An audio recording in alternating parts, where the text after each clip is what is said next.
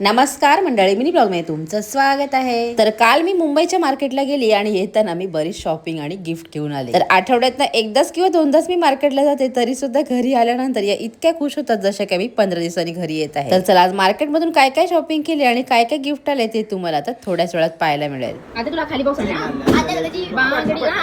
आणि करून टाकलं थर्मास, पप्पाचा थर्मास. पप्पाने कधीपासून सांगितलं थर्मास आणायला.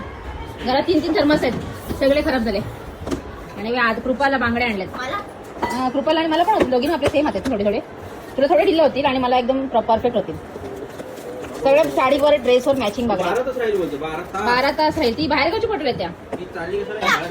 हे जे आपल्याला पार्सल लोकांचं आहेत द्यायचं ते राख्या आहेत त्या पार्सलच्या आहेत. एक रुपयाला आणले, पप्पाला आणले.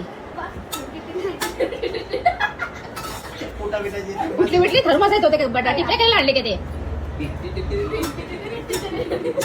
बिचारी आमची आज्ञा कधीपासून शोधते पण तिला काय भेटत नाही, कारण तिच्यासाठी काहीच काय आणलंय.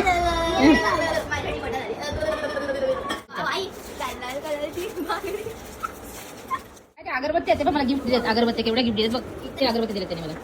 इथे एकदम भारी आहे, सगळ्यात भारी आहे. हा धूप पण ओरिजिनल धूप आहे. अगरबत्त्या, धूप आणि कापूर आणि हे बकूर आहे बघा. त्याचा सुगंध घ्या. मी भुलेश्वरला बघितली, एवढीशी डब्बी 250 रुपयाला होती. त्याने किती दिले बघ.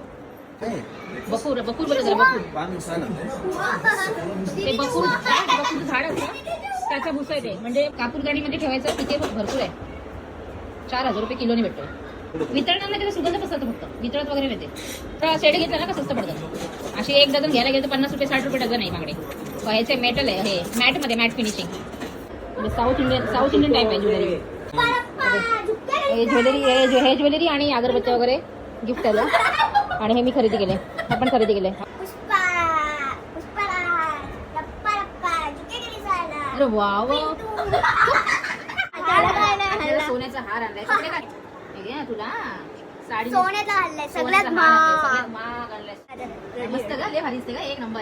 आमचे मॉडेल एकदा पाटील मॉडेल मस्त मस्त मस्त मस्त मस्त मस्त. आईचा दिला तर झाला गार्डन गार्डन. आईला नाजूक चीज आवडतं ना, आई पण नाजूक आहे ना.